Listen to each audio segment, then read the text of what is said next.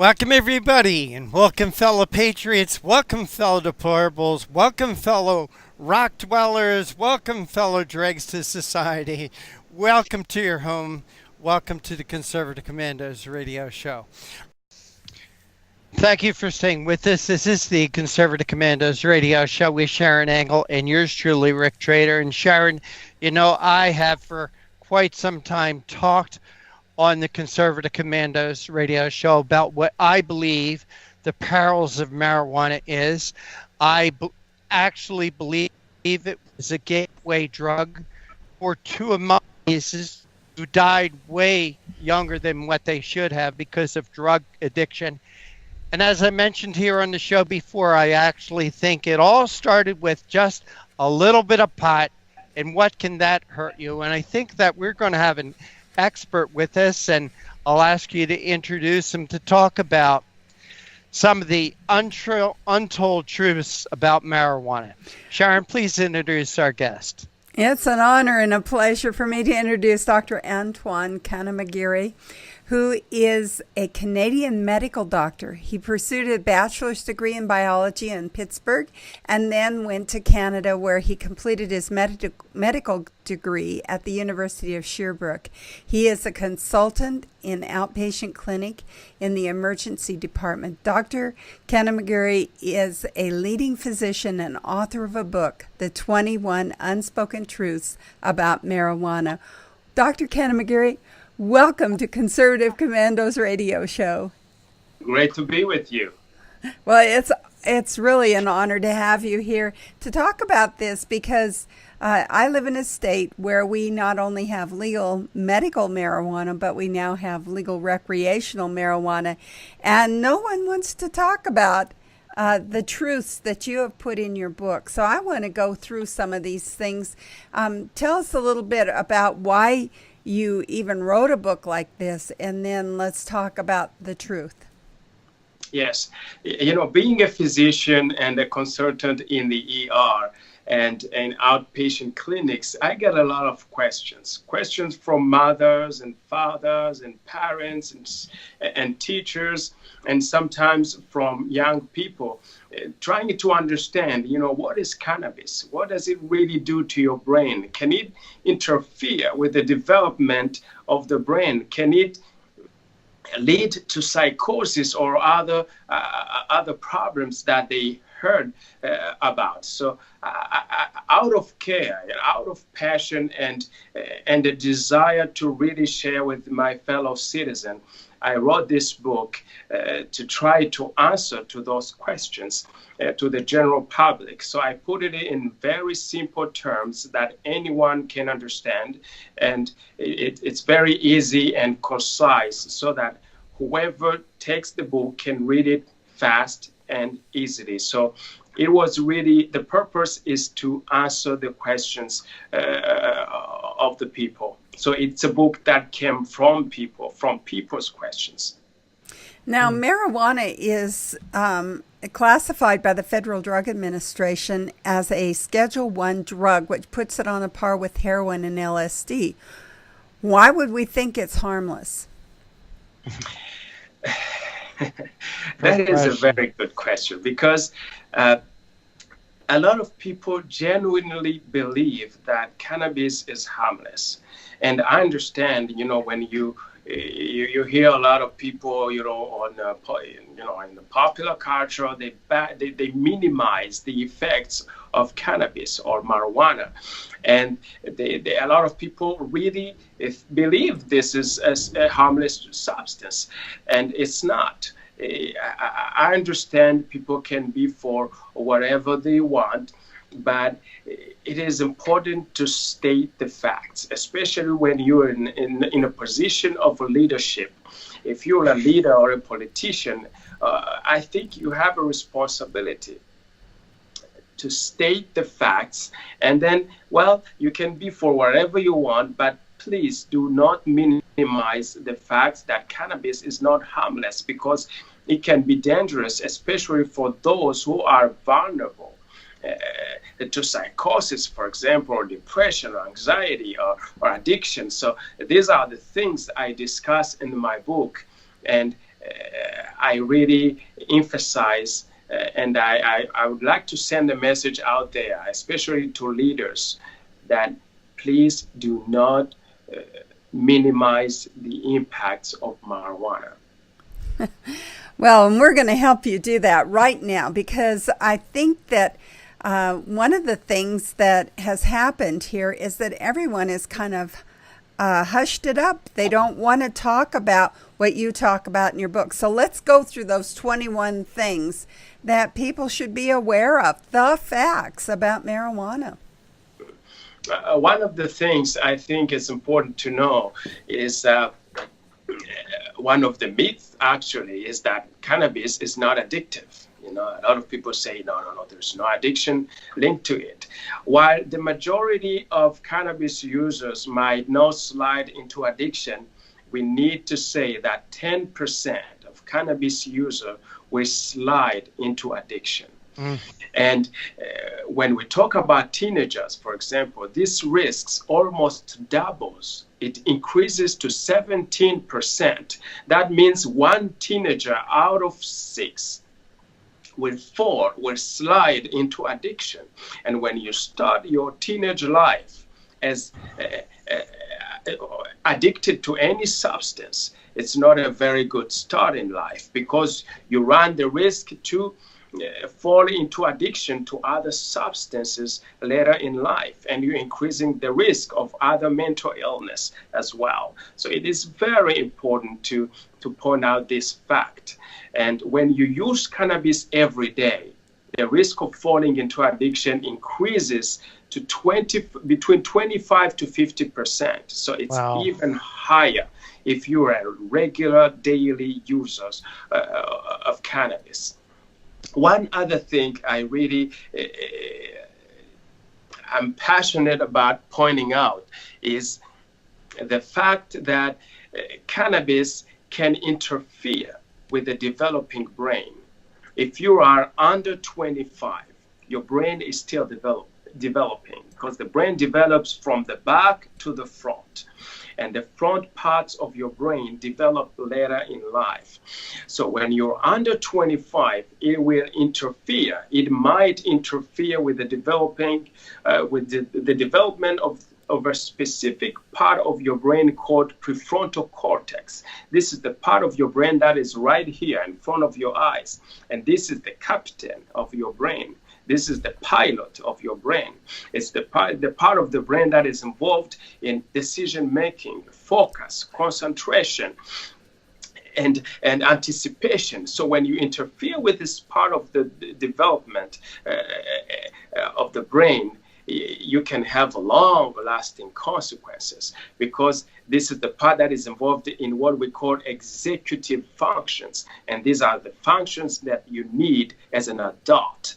So it is very important. And if you're under 25, I do not advise anyone to use cannabis, but if you're under 25, please stay away, or if you can forever, just wait for now.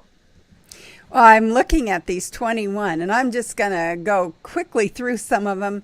Please, I want you to tell us how your book elaborates on some of these. One, it causes psychosis or schizophrenia. It can cause suicide, causes car accidents, cognitive dysfunction, pulmonary damage, blood vessel damage. It affects the sex life in males. It affects pregnancies and breastfeeding. It causes lung cancer. It causes depression and anxiety. It is far more addictive than alcohol. It can directly kill a person. It causes anti-motivational syndrome. And I've seen that in my own family, anti-motivational syndrome. And today's marijuana is more potent than in the past. It can cause liver disease. It affects your brain volume, can cause MS, multiple sclerosis. It's as dangerous as LSD or heroin, and it's the leading cause of secondhand smoke. We even have some billboards here in Nevada that say, "Do you mind your secondhand smoke? Others might." So I mean, they're now trying to bring us up to date a little bit on the health causes. But talk to us about how your book is almost a must-have for anybody that lives in a place where marijuana is legal. Yeah, this is what I say. If you for cannabis legalization, you need to read my book. If you are against cannabis legalization, you need to read my book.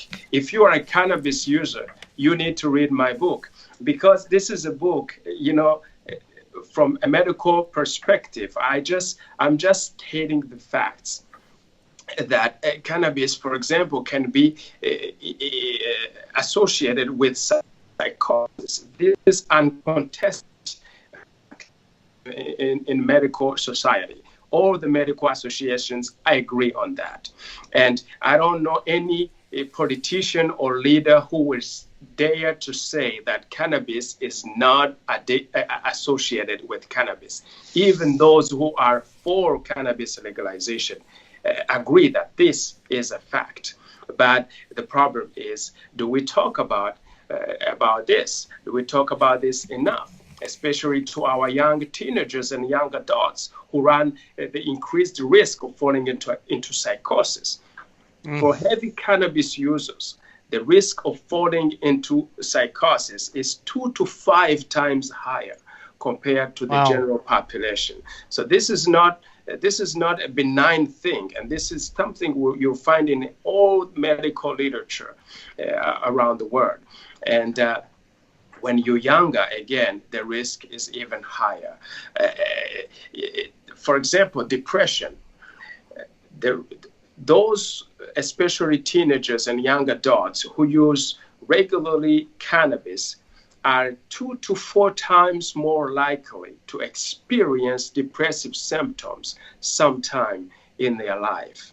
So it is important to state these facts. And I really feel like it's a disservice to the population not to state the facts, because you can have a kid somewhere, in your neighborhood or in your family who might interpret the legalization or the minimization of this substance as a green light to take the substance. And if this kid has an underlying vulnerability to fall into psychosis, and you just trigger that psychosis, you just change the course of his life. So it is important you can be, as I say, to politicians and whatever, activists, you can be for whatever you want, but just state the facts. Tell people that, yes, this can cause psychosis, but if you want to take it, you take it, but know that it can lead to psychosis. It can increase depression by 2 to 4-fold. It can increase the risk of anxiety for those, because it's all about anatomy, and the brain, because cannabis is going to act on receptors in your brain. And some of those receptors, as I said, are found in prefrontal cortex, which explains why, you might have problem with cognitive functioning, with decision making, or with attention focus. But other receptors are found on amygdala, for example. This is the center, the area in your brain that is responsible Doctor, I'm sorry to break in, but we do need to take a break. We're up against a hard break. Our guest this segment is Dr. Anton Kanamugira. He's a Canadian medical doctor. He has also written a book I think that everyone should read, especially if it is a parent, especially if you are a lawmaker, The 21 Unspoken Truths About Marijuana. Doctor, could you hold on for just a few seconds while we pay some bills? I want to pick up this conversation right after this break. Can you stay with us? With a pleasure, sir.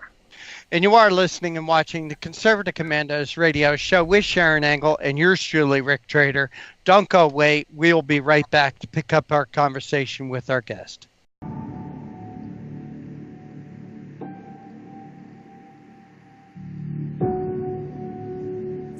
Allegations of voter fraud, the claims raising questions about the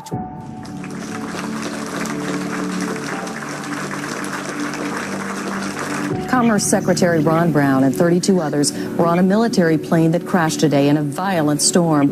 There are no known survivors at this time. The U.S. Army was funded by the evil entity. Saw voter fraud with my own eyes. To say that it doesn't exist is an outright lie. The process is rigged.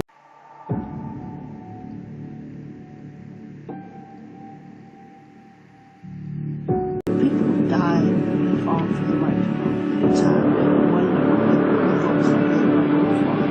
It's truly time. So it's incredibly important now that we draw a line and say, not on our watch.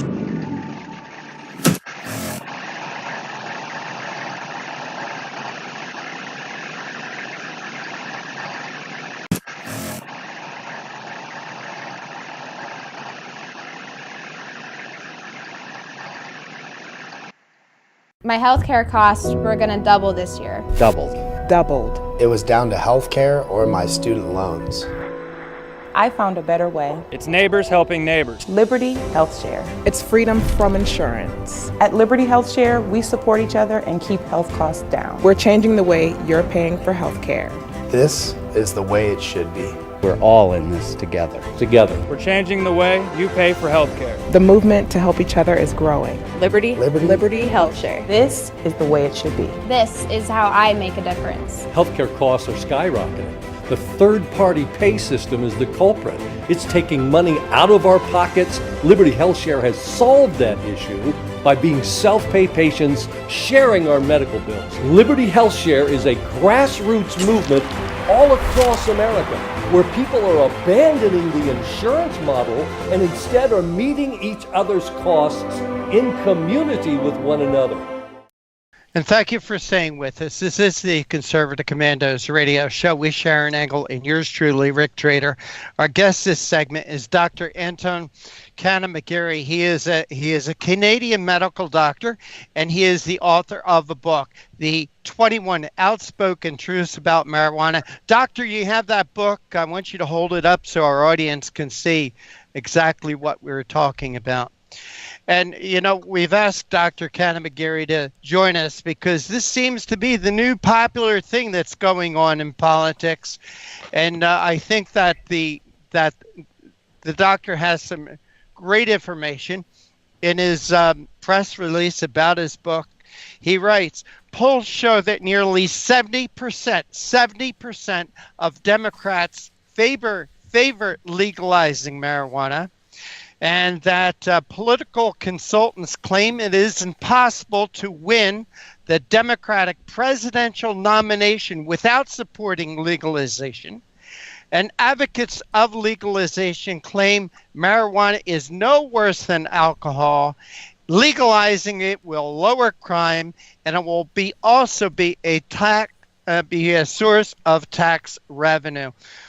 Doctor, want to bring you back in. I've made this claim here on Conservative Commandos. For every dollar they're going to bring in taxes, I think society is going to spend $10. For every dollar they bring in taxes, they're going to bring in $10 to heal the people, to heal the problems, to heal the families. And you can't put a dollar value on this, doctor. These are my two nieces, Chrissy and Kathy. Couple of young people who I love dearly, who I changed their diapers when they were infants. The only children I ever changed their diapers. Chrissy and Kathy, when they got in high school, tried to get into the in crowd, and that in crowd was using a little bit of pot. And what can a little bit of pot hurt? Well, doctor, I contend that this little bit of pot was a gateway drug that led my nieces down the path of hard drug addiction, which led to their deaths. My one niece, Kathy, she left 2 small children. My other niece, Chrissy, she died of drug addiction. So did her son. He died of drug addiction also at 30 years old. Doctor, what kind of price can my family put on losing our family members because of drug addiction, which, in my opinion, just started with a little bit of pot. And now you're telling us that a Democrat politician cannot be elected president unless they support this. I get this is a very emotional subject for me, Doctor. I understand. Have you ever been asked by any politician in Canada or in the United States to come and testify before Congress or legislature in Canada talking about the real cost of a little bit of pot? Yeah, first I would like to mention that it's very unfortunate what happened to your family, and I'm very sorry about this. It's unfortunately something that we see regularly. Either in ER, a lot of people have never met, someone like this 19-year-old bright young man that I met in the ER, with his mom and dad and girlfriend and sister and aunt and grandma, everybody panicking because they didn't know what was going on. The kid was a 93 average student in high school, started college, 92 in everything. Second semester, everything drops to 50%. And they couldn't understand. They thought it was depression or something else. We evaluated everything. There was no depression. But this kid, the only thing that changed in his life between the first and the second semester, he started using cannabis. Nothing else changed. And he started experiencing what we call anti-motivational syndrome or amotivational syndrome. And it was a tragic for the whole family. So a lot of people never really met this 21-year-old kid. But Doctor, has anybody from either the Canadian Parliament or the U.S. Congress ever contacted you to come and inform them what they're doing to our loved ones, to our family, our community? Has anyone from Congress or Parliament reached out to you, a doctor and author, to talk about what this is causing? Not yet. And I'm looking forward to that, because I think a lot of people need to be educated on this substance. Yeah, let's start with the politicians. That 70% of them want to legalize this crap. That 70% of Democrats don't think they can get elected unless they legalize this crap. I mean, you want to talk about let's starting to educate. Yes, let's educate the students. Let's educate the parents. But Congress needs to be educated. Parliament needs to be educated. People like Governor Phil Murphy of New Jersey and the government of Nevada, they need to be educated. The governor of California, every governor needs to be educated as far as what they are doing to our society. Yeah, I understand your frustration, and it's absolutely necessary to educate our leaders, because the trivialization of the substance as it's getting legalized, it's a common thing that we see in societies that are looking forward to this. And when people start talking about legalization and a trivialization of the substance, you may find this 19-year-old girl, college girl, who is excited, about this legalization without knowing exactly that this same substance she is excited about will interfere with her developing brain and will probably trigger psychosis or depression. So it is important, I think. I really plead to these leaders to just share the facts. Again, I'm not a political expert. I'm not a legal expert. And I would like to ask what can be done, because so many of us are experiencing this with our young people now. Is there any way to get them to just come in and listen? They don't want to listen about it. You tell them it's harmful, and they say, "Oh no, it's legal." Mm-hmm. Yeah, that's the problem. And one of the things I think is to first understand exactly what we're talking about. And my book does that part, so you really understand the facts. And I have scientific literature quoted in the book, so you know exactly what you're talking about. Well, I think there's a lawsuit here in the making, really, against people that have legalized this and said it isn't harmful. Wow, that's a great. Yeah. That's a great question. Yeah, I'll be glad to discuss that point.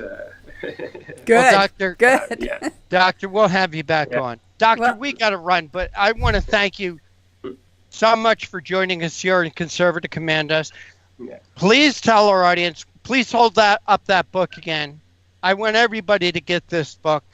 The 21 Unspoken Truths About Marijuana. Dr. Anton Kanamugira, I want to thank you so much. Again, please spell your name. I know I'm emotional here. I'm butchering it.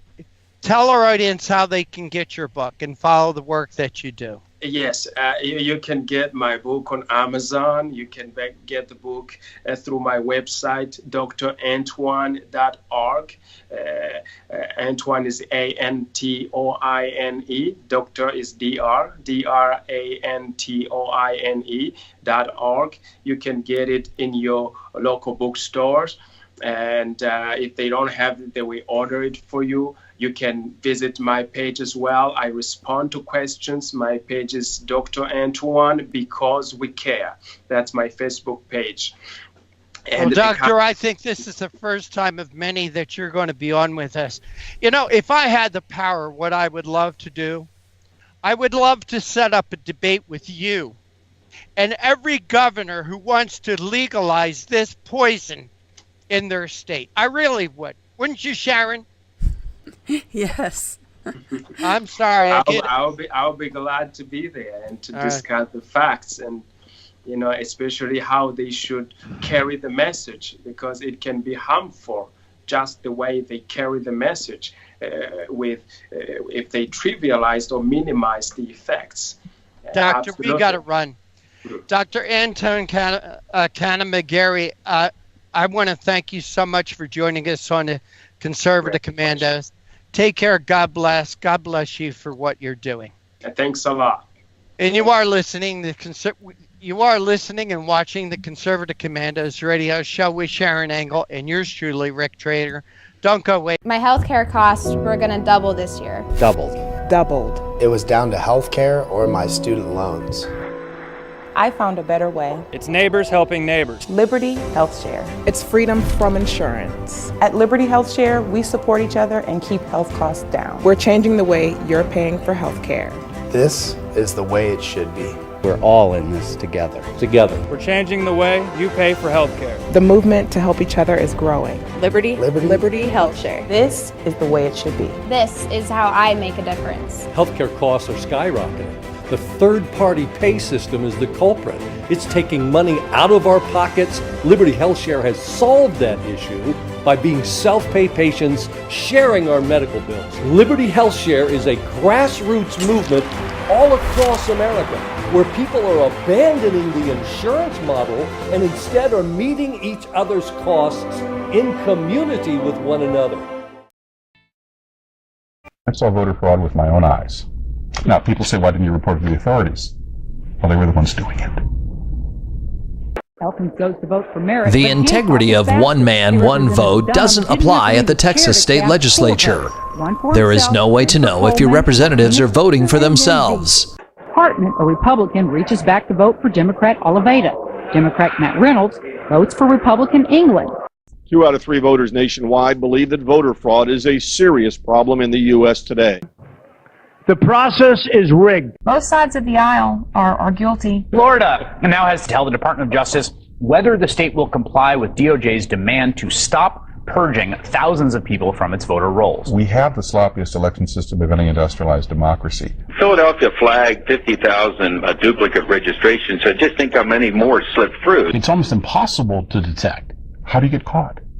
You only get caught if you confess. Election corruption is deeply embedded in America.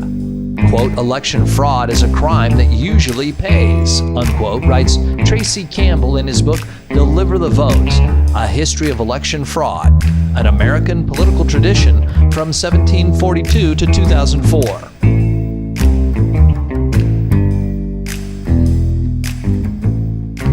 In 1742, the first Prime Minister of Britain in the American colonies, Robert Walpole, was forced to resign. We have a right not to have our vote canceled out by someone who shouldn't be voting, someone who's an illegal alien, someone who's a felon not eligible to vote, someone who doesn't exist. If they vote, they cancel your vote out as much as if you're prevented from voting.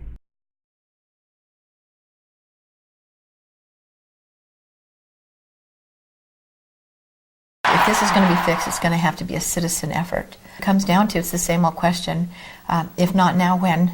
If not us, then who? This is huge. This is about the democracy and the principles of the United States of America.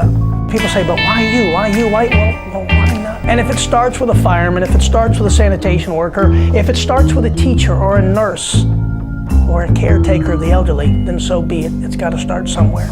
But it's time we come together and fix this problem once and for all.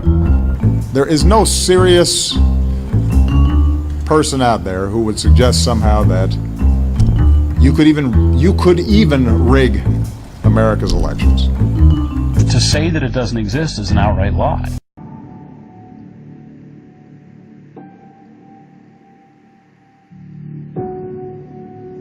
Serious allegations of voter fraud, the claims raising questions about the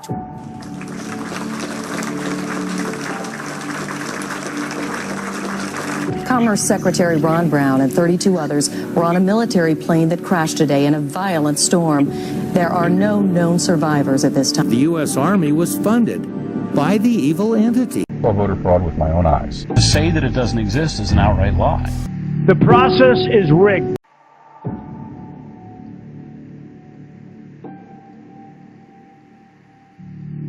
People die and they fall for the right to vote. It's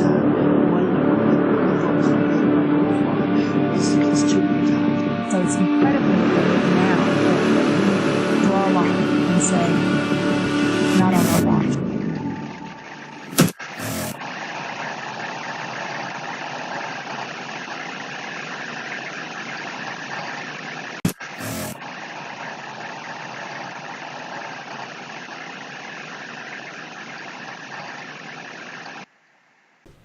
And thank you for staying with us. This is the Conservative Commandos radio show with George Landreth, President and CEO of Frontiers of Freedom, and yours truly, Rick Trader. For a rebroadcast of our shows, check out our website, ccrshow.com. That's ccrshow.com. You can watch our latest TV show, listen to our radio show, and get a lot of great information, read a lot of great articles. I'm very pleased to welcome our next guest, Dr. Frederick Hess. He's a resident scholar and the director of educational policies at the American Enterprise Institute. He's the author of Education Week's popular blog, Rick Hess Straight Up, and is a regular contributor to Ford, The Hill, and whatever. And he's also a writer of several books, including, and I love these titles because, you know, I'm a big education guy, Letter to a Young Education Reformer, The Cage-Busting Teacher, Breakthrough Leadership in a Digital Age, among others. Dr. Hess, Rick, welcome to the Conservative Commandos radio show. Great that you could join us. Hey, great to be here with you. Thanks for having me. Well, we've asked you to join us to talk about a new study coming from the American Enterprise Institute that says school reformers overwhelmingly donate to liberal causes. Doctor, in all due respect, tell me something I don't know. Please tell us what your study says, in fact, about how liberals or academia donate to liberal causes. Sure. So first off, we're not talking about colleges and universities. We're talking about K-12, and we're not talking about teachers' unions and school districts. We're talking about school reformers. So what my colleague Jay Green of the University of Arkansas and I did was, we've heard for years that K-12 school reform, the people talking about accountability and charter schools and such, are either a bunch of right-wingers, or else these folks say, no, we're centrist, we're moderate, nobody ever suggests that these guys are actually progressives. But our experience is that when we talk about things like charter schooling and school improvement, we tend to talk about them in ways that would only warm a progressive's heart. We tend to talk about them almost entirely in terms of race. We tend to be very dismissive about the role of parents. We tend to make apologies for bad behavior. So what Jay and I did was we said, well, let's look at the world of school reformers. So we looked at all the organizations to get money from the two biggest school reform funders, the Bill and Melinda Gates Foundation and the Walton Family Foundation. And what we did was we pulled what we call a stratified random sample, about 260 of the organizations that got education money. And we said, hey, let's look at who works for these organizations. And you obviously aren't allowed to peek into their brains, and you're obviously not allowed to look at their voting registration. But what you can do is go to opensecrets.org and see that the people who work at these groups, do they give money left? Do they give money right? Do they give money in equal amounts? Mm-hmm. And the study was looking at who these folks give money to as political candidates in order to get some insight into what the mix is of Republicans and Democrats in the world of school reform. Doctor, what's frightening about that, for me at least, me being a conservative, me being concerned about the direction that the country is going. And when you say that in your article that 87% of more political contributions by staff at school reform organizations go to Democrat candidates or causes, that alarms me also in thinking that these are the people that are entrusted to educating and help to mold our children, our students, our future generations. And I can see now why we've had such a gap, especially with millennials today who have gone through this educational system. There's such a gap as far as on what side of the fence they're falling, a conservative or a progressive liberal-leaning side, to the point now that 47% of the millennials think that socialism is the way to go. Am I trying to mix apples and oranges here, Doctor, or is there a definite connection? So I think there's obviously, I think, an important relationship here. How you think about it, different folks will come at it differently. But look, to our mind, these are groups, these are charter school organizations, these are teacher recruitment organizations, these are groups that are recovering education news, these are groups that are trying to work with school districts. These are folks fighting for policy. And the reality is that when you look at the folks who get money from the Walton Family Foundation, as you mentioned, 87% of them give to Democrats, 13% of their contributions go to Republicans. The Gates grantees, 99% go to Democrats, 1% contributions go to Republicans. Wow. These are people who are out there trying to write policies around. These are the folks who fought for the Common Core. These are the folks who are out there trying to tell us how to evaluate teachers.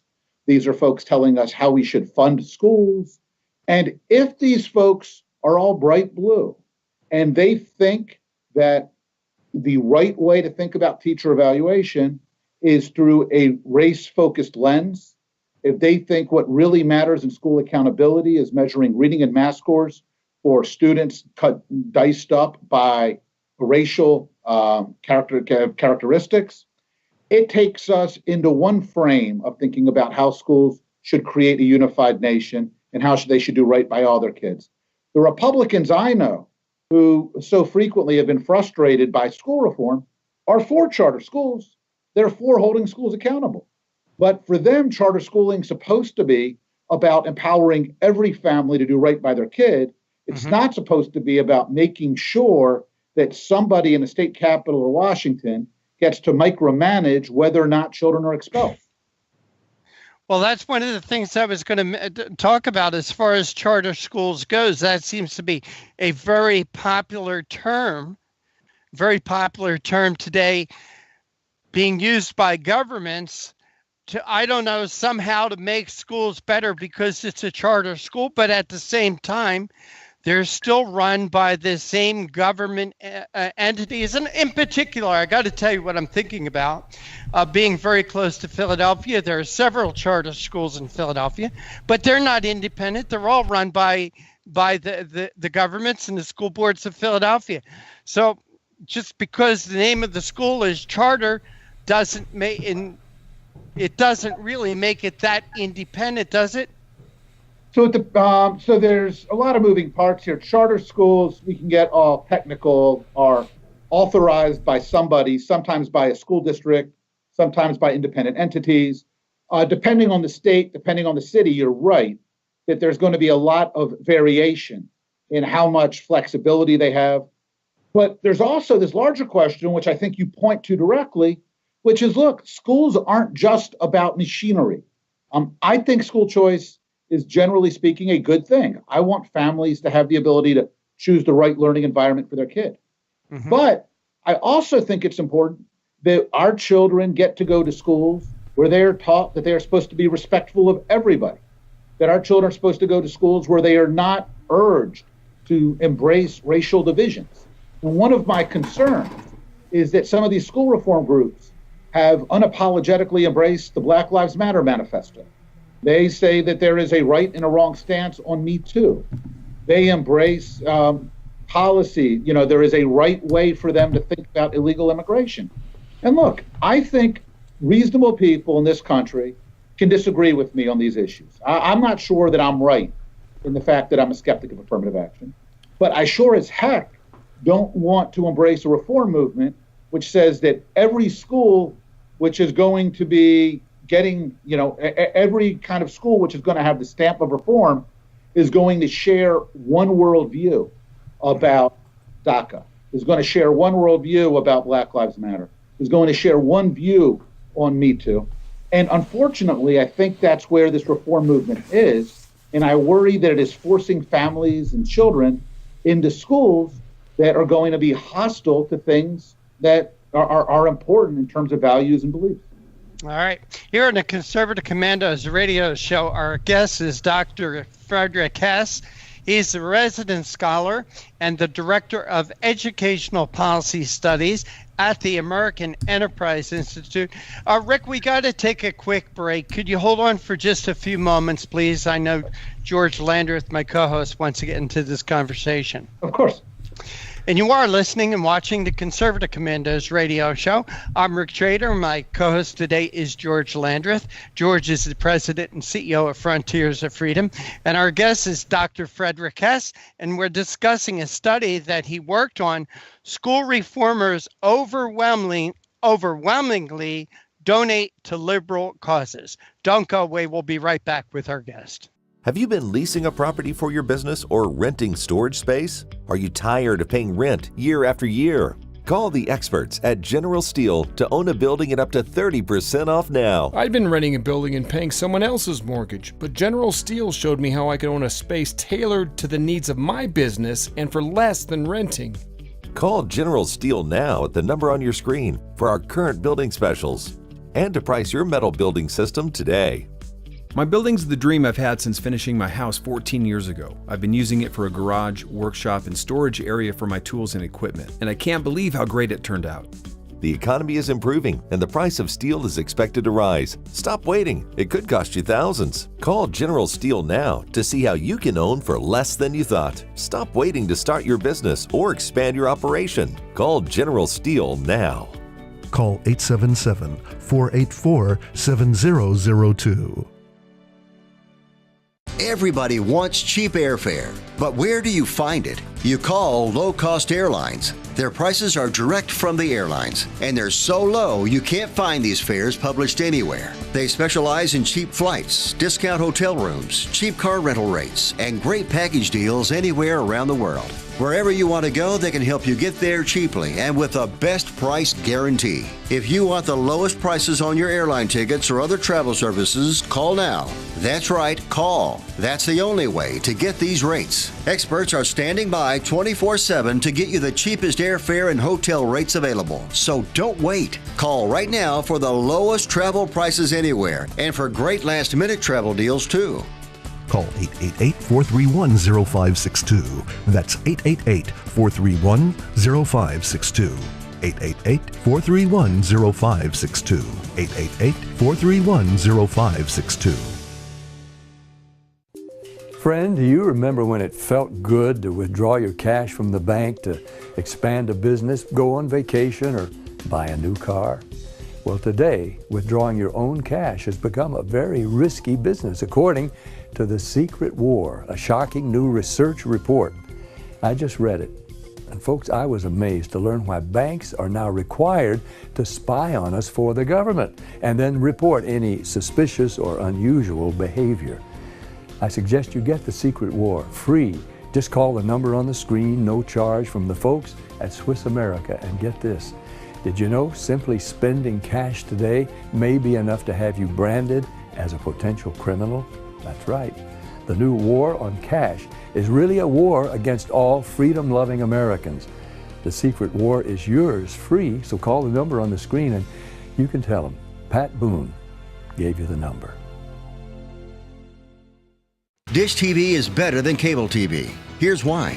Dish has the nation's lowest TV price, along with an award-winning DVR that can skip commercials, record 8 shows at once, and get access to thousands of movies at your fingertips. Cable simply can't even compare. So the smart choice is to cut the cable and get Dish. Plus, you get all these great TV features, free HD DVR upgrade, free installation, and free movie channels. Say goodbye to cable and get more with Dish TV. 877-290-7764, 877-290-7764. As an added bonus, you can switch to Dish now and receive a $50 Visa gift card. So call now and get Dish TV.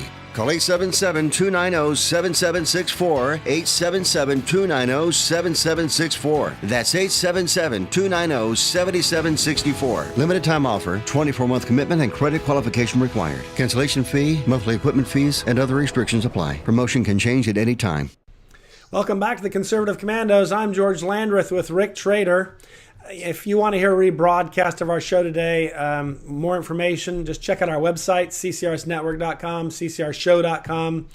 We've been having a great conversation with Dr. Frederick M. Hess. He is a resident scholar, and he's also the director of the Educational Policy Studies at the American Enterprise Institute, AEI.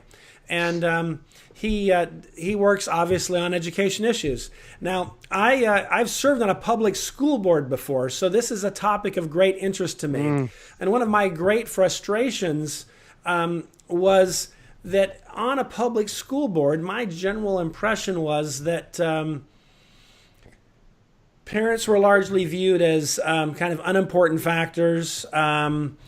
Professionals were considered to be much, much more knowledgeable, and yet I've seen studies that suggest that parents, without any real education or focus on learning how to look at kids, can give you a very accurate appraisal of where their kids' strengths and weaknesses are and where they need help. And yet we spend tons of money on standardized tests to give us the same information, and we largely ignore the parents because they don't know what they're talking about anyhow.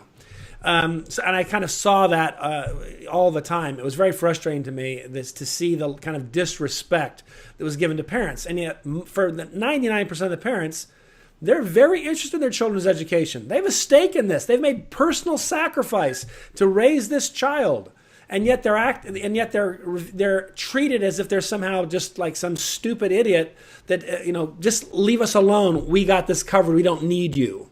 Just show up to the PTA spaghetti dinner, donate some money, but otherwise, could you please sit down and shut up? And that frustrates me. So it sounds to me like some of the people who are supposedly in charge of reform have the same view. Yeah, I mean, I think that's certainly the case. Now, to be fair, I think there's also reformers who share your frustration. This is one of the reasons many of us got into school reform. That, like, wait a minute, you're one of them. Yeah, but sadly, it doesn't seem that you're the majority. Right, but a lot of folks, I think, in the reform world are reformers because they totally agree with your point that it's a real problem when bureaucracies and routines get in the way of doing right by parents and children. So I think that's a given. But it's also the case that, look, the founders knew this. This is why education is such a hot button issue, that education is always about values. It's what do we want our children to believe in? And look, we're Americans. We're going to disagree. That's okay. It's healthy. What's frustrating to me, and I think what was so striking about the research results that Jay and I reported, is when we're talking, for instance, about how to improve discipline in schools, there are people who are worried that kids who are acting out are getting treated too harshly, that they're getting suspended too quickly. That's a good thing to worry about. There are also people who worry that being too gentle with these kids, that not disciplining them, is going to make classrooms unsafe, is going to make hardworking teachers get overwhelmed, is going to make other kids lose out. Now, it so happens that in these debates, it's mostly liberals who worry about children being punished too harshly, and it's mostly conservatives who worry about making sure schools are safe and orderly places for other kids, which is why you want liberals and conservatives at the table, because as we argue this stuff out, we're more likely to come up, I think, with reasonable solutions. The problem in school... It's like having two pieces to a scissor. That's right. One half a scissor doesn't work that well. That's exactly right. And, the problem in school reform world that we're pointing out is it is all people who think and talk one way, and those of us who are conservatives are mostly noticeable by our absence. Interesting. One of the things that I think is important when you look, I remember when we had a debate on the school board I served on, the question was, I asked the superintendent, what do we teach kids, for example, say in the 4th grade? And he looked at me and said, what do you mean? And I said, well, so like, let's say I moved here from out of state and I want to know what will my kid be studying next year in whatever grade it is. Do we have an answer to give them? Do we have just like a guideline? I'm not saying I don't want lesson plans. I just mean generally, what's the subject matter we will cover? Because, you could cover ancient Greek mythology like in every grade, and they can become experts in that. But the reality is then you miss other things. And so you kind of, part of having a curriculum is to make sure the only thing you study isn't Greece or whatever, even though that's an important part of what you should study. And he looked at me and said, well, frankly, Mr. Landreth, the teachers will teach whatever it is any given teacher wants to teach in any given classroom. And I said, well, that's kind of a problem, isn't it? And he says, well, perhaps. But so anyhow, I got a majority together. We agreed we were going to create a curriculum. And I didn't want to create the curriculum. I just wanted there to be one. But I was on the committee, but we got a lot of teachers. And I got a lot of jazz about, we talked about what we were going to have on the committee. And the question was always this one of, well, but different kids learn differently in different ways. And I said, that's process. I'm going to leave that to the teachers. That's not what we're talking about. But so when you deal with reform, do you find a lot of this kind of almost double talk, Sure. where they're in the wrong lane? Sure, and I think this is where reformers have really done themselves a disservice. Is, for instance, what you're talking about, this value of having standards, so that if you're in a military family and you're moving state A to state B every year, that your kid is getting an education that makes sense. This is part of what talk about educational standards has always been about. And you used to, 10, 15 years ago, there was a growing consensus that those of us who are conservatives were like, look, let's just make sure that teachers aren't using schools as a hobby horse. And on the left, they were like, all right, let's make sure, the kids we're most worried about aren't getting left behind. And there was a notion that we could come up with some reasonable standards. What happened, I think, and one of the places where the fact that it's all blue just kills these guys is that's a strong argument for for shared standards that states could opt into. They heard that because of how they think about things as progressives. They got the Obama administration involved. They gave it this big label called Common Core. They started trying to strong arm states. And a whole bunch of people like you and me who say the idea here makes sense started to get real concerned about what was being done here, how it was being done, some of the craziness that was getting attached to it. And if they'd actually had Republicans, not only on the front end, some retired governors who said nice things, but if they had actually been working with conservatives and Republicans throughout in the way they said they wanted to, I think they would have had a lot more success getting those kinds of standards accepted and embraced in states I mean, forget about California and a lot of these red states that just fit the bid. Rick, are we up against the clock? Yes, we are. All righty. I know Well, Dr. Hess has another interview coming, so we'll have to say goodbye. Dr. Frederick Hess, resident scholar and the director of the Educational Policy Studies at the American Enterprise Institute. Rick, we wanted to thank you for joining us on Conservative Commandos.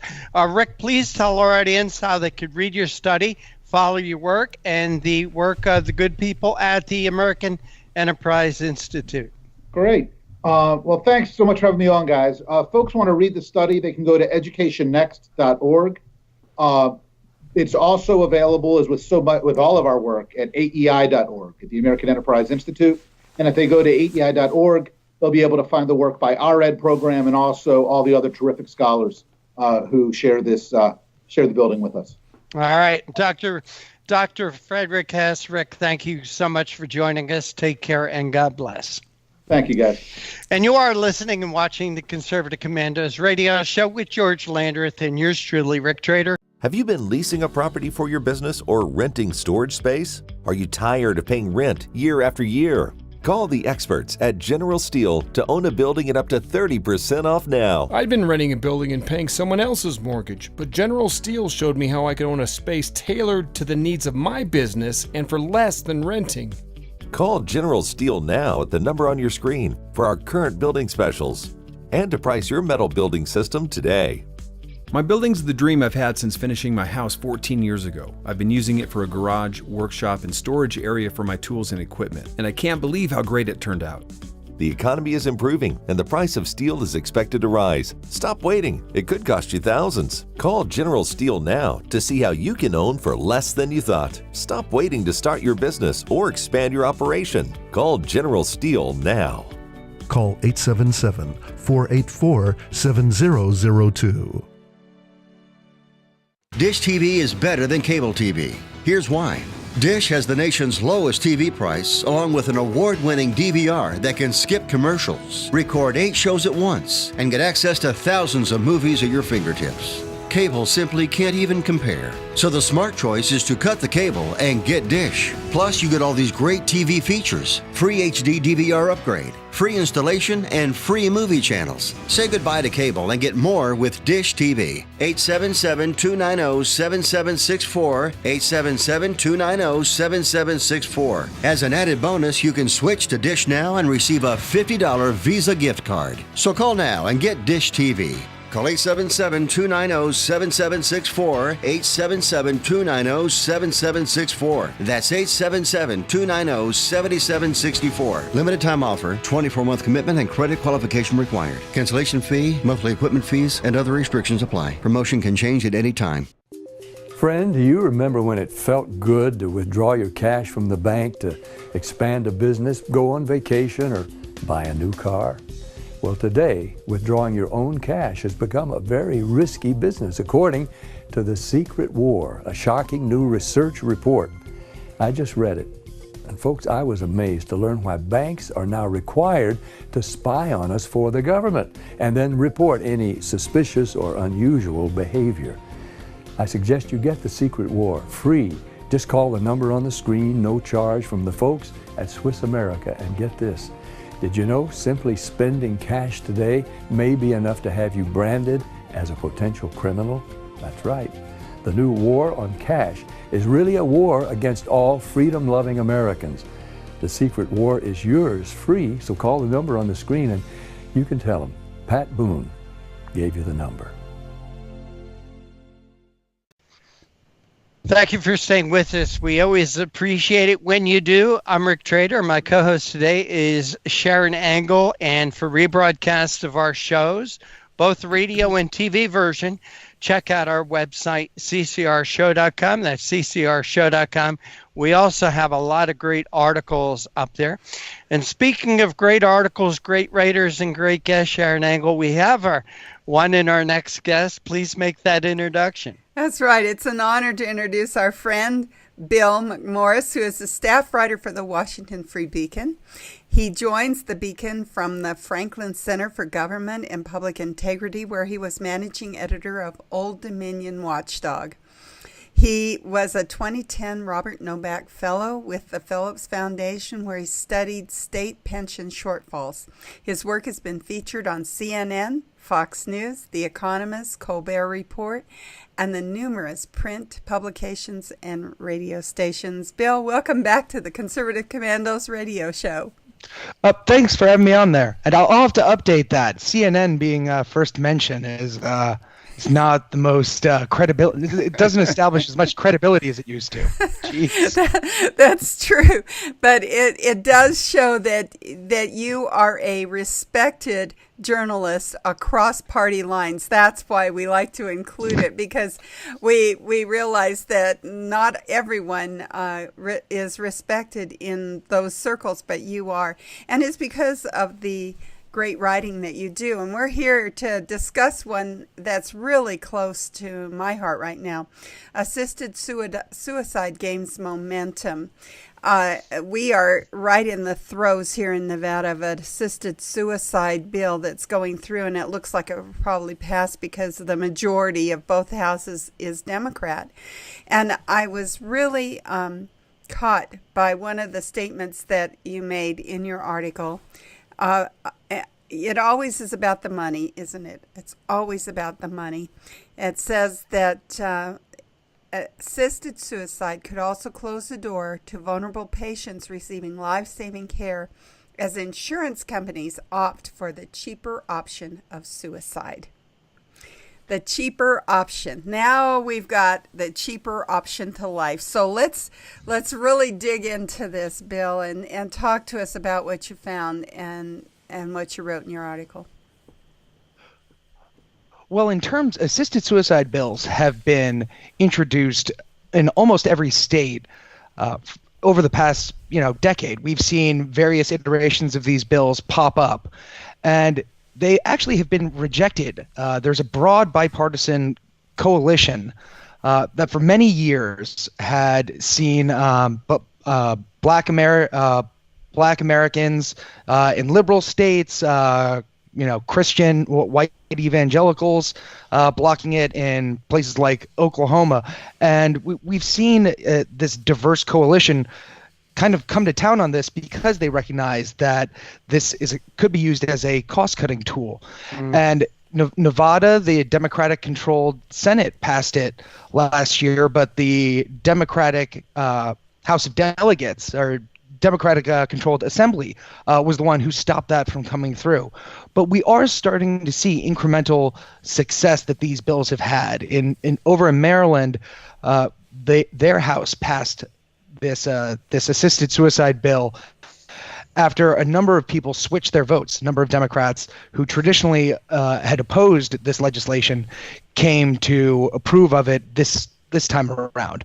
So we are seeing that bipartisan coalition of people blocking assisted suicide starting to weaken a little bit. And I'd be remiss if I didn't mention Dr. T. Brian Callister over in Nevada. He used to head the American Medical Association state chapter there. He's newly elected as Nevada's head of the American Medical Academy, or College Board of Physicians, I mean. And he has been spearheading the charge, testifying in New Jersey, testifying in Massachusetts, and really leading the charge against assisted suicide. And one of the most amazing anecdotes that he told the Nevada legislature was his experience treating a patient who was from Oregon and on state Medicaid. And his I believe it was Medicaid, but his insurer ended up saying, hey, we don't want to cover his operation in Reno, but we will, have you discussed assisted suicide with him once he gets back home? So, wow. I mean, those kinds of anecdotes are sure to spread unless we have brave physicians like Dr. Callister speaking out against it. Well, I'm glad you mentioned my good friend Dr. Brian Callister, because he has for a long time been a champion for life inside and outside the womb, and he is as you say, championing all over the nation now for this. But, I think that we missed the boat on our testimony about this issue because they want to put us in this box of, oh, well, it's against your religion or it violates your morality. And who are you to put your religious morality on others? What's the argument that we should be using? I brought up the economic one because I think people get outraged when they realize that this is about money. Well, in the money argument works. I always say there's more to life than autonomy, and secular people can believe this just as much as religious believers. But we're seeing a broad coalition of disability advocates and minority groups coming out and saying, hey, we have the least access to good Cadillac plan, health insurance plans. What do you think my bronze plan from the Obamacare exchange is going to cover? Are they going to cover very expensive chemotherapy, or are they going to spend $300 and send me some suicide pills? So we are seeing vulnerable communities point out that there will be a disparate impact, which is a favorite legal principle of liberals until it comes to assisted suicide. Then it's all, hey, to each his own. But that's not how this plays out. We're seeing it in Europe. All you have to do is look over at Belgium. Belgium originally passed an assisted suicide law that looks a lot like what we have in Oregon, what these assisted suicide bills look like in Nevada, in Jersey, in Maryland, in Connecticut. The list goes on and on. But these guys say, hey, we start here and don't worry, we'll never go any further. Well, over in Belgium, they euthanized their first child last year after saying it would only apply to adults. They have euthanized people for botched plastic surgery. They've euthanized people with depression. We tell people with depression, please don't kill yourselves, and yet at the same time, we sit here and say, well, if you're depressed, here's the pill from the doctor. It's gotten out of hand because there is no limiting principle once you've open the Pandora's box of assisted suicide. So I believe the slippery slope argument, which gets overused a lot, is actually right here in front of us. We can say, no, there is a slippery slope. Look at what's happened in Belgium. And look at what's happened in Canada. The list goes on and on. So really, this is the line in the sand. And once you cross it, it's very hard to go back. Well, and I'm going to now kind of segue into, again, another life issue, and that's the one that we've seen crop its ugly head up in New York, which is just infanticide. Those of us that have been watching this just can't believe it. You mentioned killing a child in Belgium, but we're ready to kill children here, aren't we, Bill? Well, that is the line that we're fast approaching. And I think this was actually inevitable. But what we have in New York is basically an attempt to catch up with pro-life legislation that is passed in many red states. There are a number of states that have laws on the books that say if Roe v. Wade is overturned and control is returned to the states, we will ban abortion, period. There are those sorts of laws. So New York is basically trying to pass a state law to enshrine abortion as a right without any limiting principles. And what's very funny about the New York bill is how unpopular it is among Democratic voters. Every time we're polled on this issue about parental notification, about late-term abortion, about even second trimester abortion, a majority of Republicans and Democrats support these kinds of limits, and yet their party runs after NARAL and Planned Parenthood dollars rather than representing their own constituents. I believe the last McMorris poll that was released found that 40% of people who self-identify as pro-choice oppose late-term abortion, and I think that's really an issue that we've seen Republicans take advantage of. They've dropped the ball in a number of life issues over the years. They haven't been the champions that they campaign as.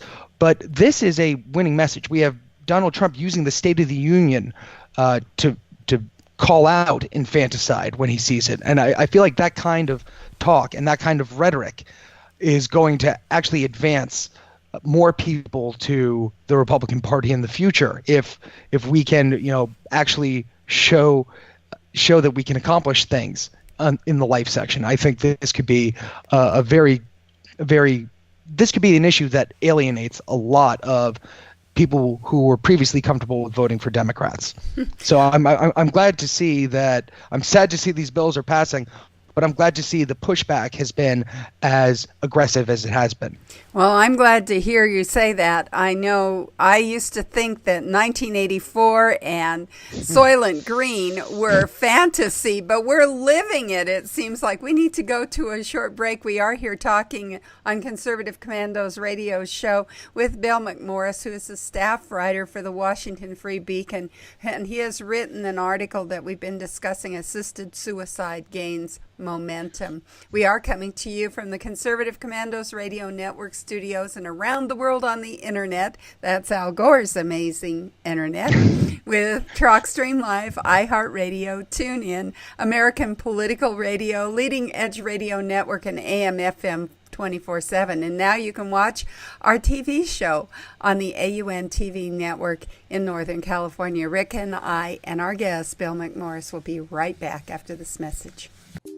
Friend, do you remember when it felt good to withdraw your cash from the bank to expand a business, go on vacation, or buy a new car? Well, today, withdrawing your own cash has become a very risky business, according to The Secret War, a shocking new research report. I just read it. And folks, I was amazed to learn why banks are now required to spy on us for the government and then report any suspicious or unusual behavior. I suggest you get The Secret War free. Just call the number on the screen, no charge, from the folks at Swiss America. And get this, did you know simply spending cash today may be enough to have you branded as a potential criminal? That's right. The new war on cash is really a war against all freedom-loving Americans. The Secret War is yours free, so call the number on the screen and you can tell them Pat Boone gave you the number. Everybody wants cheap airfare, but where do you find it? You call low-cost airlines. Their prices are direct from the airlines, and they're so low you can't find these fares published anywhere. They specialize in cheap flights, discount hotel rooms, cheap car rental rates, and great package deals anywhere around the world. Wherever you want to go, they can help you get there cheaply and with a best price guarantee. If you want the lowest prices on your airline tickets or other travel services, call now. That's right, call. That's the only way to get these rates. Experts are standing by 24/7 to get you the cheapest airfare and hotel rates available. So don't wait. Call right now for the lowest travel prices anywhere and for great last-minute travel deals too. Call 888-431-0562. That's 888-431-0562. 888-431-0562. 888-431-0562. Thank you for staying with us. This is the Conservative Commandos radio show. I'm your host, Rick Trader. My co-host is Sharon Engel, and our guest this segment is Bill McMorris. He's a staff writer for the Washington Free Beacon. And if you're not aware of the Free Beacon, you got to become aware of the Free Beacon. They have a lot of terrific writers like Bill, a lot of great information. We're discussing an article that Bill has written, and I cannot believe we're discussing this. I really can't. If you would have said to me 10, 15, 20 years ago, we would be discussing assisted suicide gaining momentum in states, I would call you a liar. But Bill, thank you for holding through that break. We really do appreciate your time. No, thanks for having me on. Bill, what is it, 7 states now? It's 7 states and the District of Columbia. But we are seeing some pickups. We had California pass an assisted suicide law in the wake of People magazine turning Brittany Maynard into a martyr. And we have seen several other states pick this up. Hawaii passed it last year, and a few others have come close. And one of the interesting developments here is the American Medical Society appears to be weakening in its opposition. It has for decades opposed euthanasia as a violation of the Hippocratic Oath. But increasingly, we are seeing a lot of states come out, their state chapters of the American Medical Society or American Medical Association will come out and take a neutral stance on the bill, that they don't oppose it, they don't support it, they're neutral. But by overturning their long-standing opposition to this, they basically give cover for lawmakers to say, oh, well, these doctors, they're fine with it. And if the doctors are fine with it, then I'm fine with it. What's so funny about this is when you actually read assisted suicide laws, it's not just saying you now have the power to kill yourself. It gives blanket immunity to your pharmacist and your doctor to write you a lethal prescription. This is incredible. And that is something, when you look at these organizations, these doctors' lobbies, a lot of the times it's because they say, oh, well, we don't want to turn our back on one of our members who, becomes Dr. Kevorkian over here, who finds the opportunity to do so enticing. So we're going to go to bat for our own instead of protecting patients, which is really a big sea change in medical ethics. And what's so funny about this is many physicians and many lobbyists for assisted suicide say time and again this is something that doctors and patients want. But in the District of Columbia, in the first year that Washington, D.C. passed assisted suicide, not one doctor signed up to get the permit to write these prescriptions. God bless them. So it seems like the medical community isn't exactly neutral. The doctors don't want to be doing this. I can imagine a doctor who fights to save patients' lives going for this. Yeah. By the way, our guest is Bill McMorris. He's a staff writer for the Washington Free Beacon. Bill, in your article, you talk about New Jersey Senate removed a key roadblock to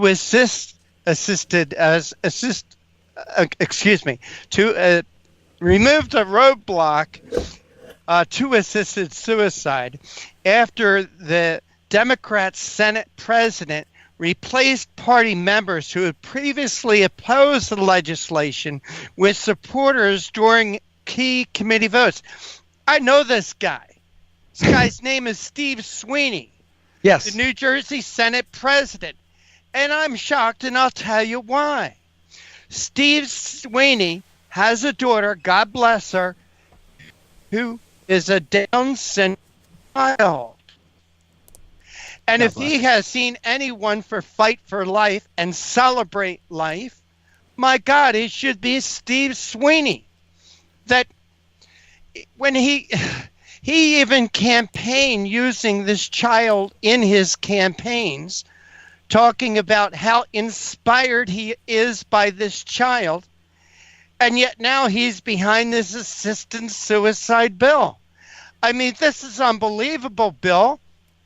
These people, in my opinion, should go directly to hell. No, I'm serious about that. I know you're cringing, Sharon, but you know how I am. Well, they should go directly to hell because what they're doing is murder. I mean, that was one of the things that was surprising that we saw in New Jersey was the lengths that the Democrats went to advance this bill. It's been stuck in committee numerous times before, but this committee vote, as you said, Senate President Sweeney replaced two Democrats who had previously voted against this legislation just for this vote. So he sat in, and another New Jersey Democrat sat in order to advance it. And thankfully, it caused so much public outcry about these shenanigans that even journalists who typically write glowing profiles because they secretly support euthanasia, or maybe not so secretly, but even they came out and said, whoa, this process was very shady. So, of course, the Senate president, after removing all these roadblocks to advance this legislation, ended up shooting himself in the foot because then he had to send it to another committee. So now that the budget committee is the centerpiece of the assisted suicide bill. And this goes back to what Sharon was talking about before. This is about money. Why would an assisted suicide bill have to go before the budget committee? I wonder if it has something to do with New Jersey's failing pension system and its Medicaid expansion and the need to cut healthcare costs. It seems like Bill, Sharon, this is another one of these articles, and Sharon, you heard me before. I want to bang my head on this microphone. I really want to do. We gotta go in a second, Bill McMorris. But you summarize your article by saying moderate Republican Governor Larry Hogan has yet to take a position on the bill. Do you have any update on that for us since you wrote this article? No. Governor Hogan has not said one way or the other how he's going to vote on this bill. But I believe that could be because every question that reporters have asked him over the past week has been about his reported exploration of a presidential run against Donald Trump in 2020. And I can tell you right now, I think going out and supporting assisted suicide is going to hurt you in the Republican base. It should. It should hurt him in his heart. That's where it should hurt him. Bill McMorris, staff writer for the Washington Free Beacon. Bill, we want to thank you so much for joining us. Please tell our audience how they could follow your work, read your article. A lot more to this article that we can get into. You also have another article that if we had time and wanted to discuss, we just don't, how the 2020 presidential candidates, hopefuls, vote to block Newborn Care Act. I mean, my gosh, we're just one. Ronald Reagan said we're one generation away from losing it. We are one election away. We are one election away from losing our country. We really are. Bill, tell us how our audience can follow your work and read your articles. Oh, well, I just wanted to apologize on behalf of all millennials. Sorry about that whole no, you give me hope, Bill. Freedom away thing. Bill, listen, you give me hope here, buddy. Seriously, I want to say that, and I sincerely mean it. But so my work is at freebeacon.com, and you can follow me on Twitter at FBillMcMorris. The F stands for fancy. As Fancy mustache, maybe. I did give up Twitter for Lent, so maybe wait a couple days to follow me. Well, God bless you. Thank you for having me on. Your life will be better off staying off Twitter, actually. Bill McMorris, staff writer at the Washington Free Beacon. Thank you so much for joining us. Take care and God bless. God bless you guys. Thanks for having me. And this is the Conservative Commandos radio show with Sharon Angle and yours truly, Rick Trader. Have you been leasing a property for your business or renting storage space? Are you tired of paying rent year after year? Call the experts at General Steel to own a building at up to 30% off now. I'd been renting a building and paying someone else's mortgage, but General Steel showed me how I could own a space tailored to the needs of my business and for less than renting. Call General Steel now at the number on your screen for our current building specials and to price your metal building system today. My building's the dream I've had since finishing my house 14 years ago. I've been using it for a garage, workshop, and storage area for my tools and equipment, and I can't believe how great it turned out. The economy is improving and the price of steel is expected to rise. Stop waiting. It could cost you thousands. Call General Steel now to see how you can own for less than you thought. Stop waiting to start your business or expand your operation. Call General Steel now. Call 877-484-7002. Everybody wants cheap airfare, but where do you find it? You call low-cost airlines. Their prices are direct from the airlines, and they're so low you can't find these fares published anywhere. They specialize in cheap flights, discount hotel rooms, cheap car rental rates, and great package deals anywhere around the world. Wherever you want to go, they can help you get there cheaply and with a best price guarantee. If you want the lowest prices on your airline tickets or other travel services, call now. That's right, call. That's the only way to get these rates. Experts are standing by 24/7 to get you the cheapest airfare and hotel rates available. So don't wait. Call right now for the lowest travel prices anywhere and for great last-minute travel deals too. Call 888-431-0562. That's 888-431-0562. 888-431-0562. 888-431-0562. Friend, do you remember when it felt good to withdraw your cash from the bank to expand a business, go on vacation, or buy a new car? Well, today, withdrawing your own cash has become a very risky business, according to The Secret War, a shocking new research report. I just read it. And folks, I was amazed to learn why banks are now required to spy on us for the government and then report any suspicious or unusual behavior. I suggest you get The Secret War free. Just call the number on the screen, no charge, from the folks at Swiss America. And get this, did you know simply spending cash today may be enough to have you branded as a potential criminal? That's right.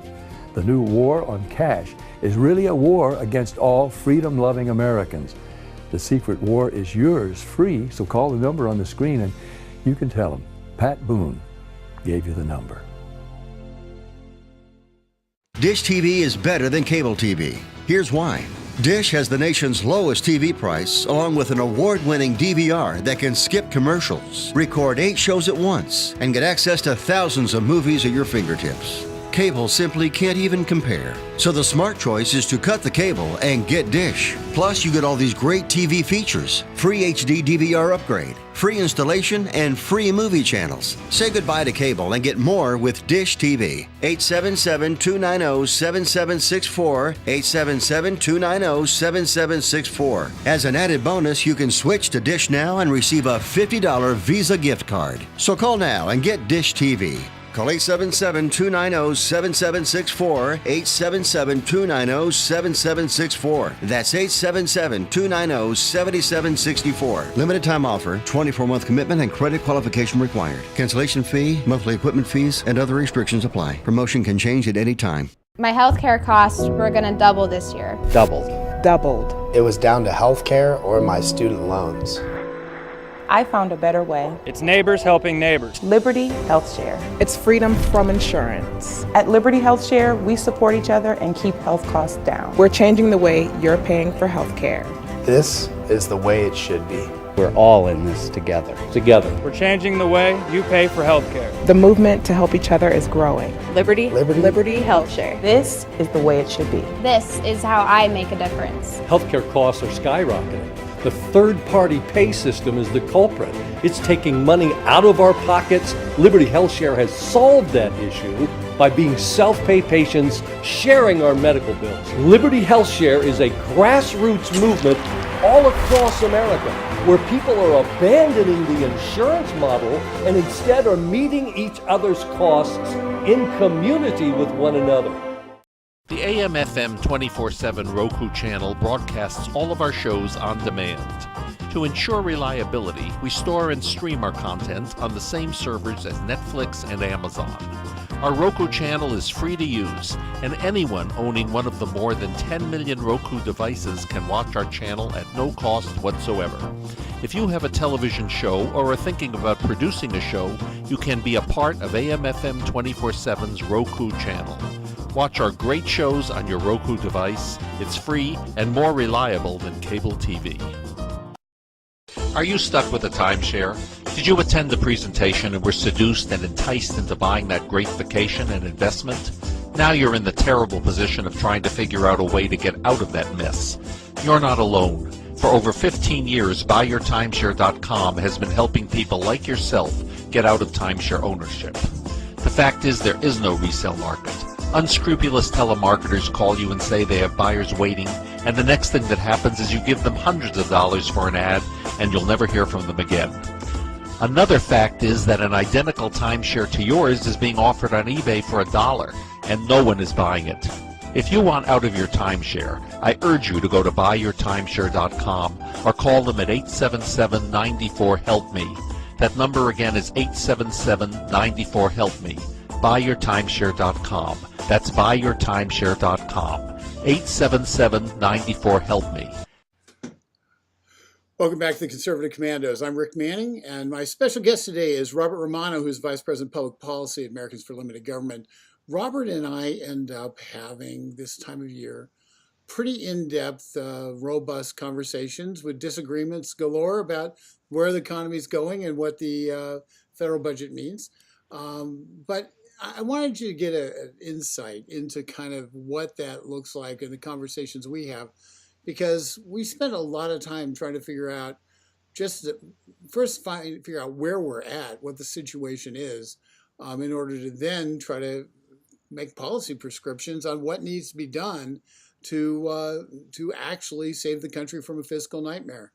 If you'd like to hear a rebroadcast of this show, because this part's going to be really exciting, if you want to hear a rebroadcast of today's show, because we are going to be talking about numbers, you're going to want to get this.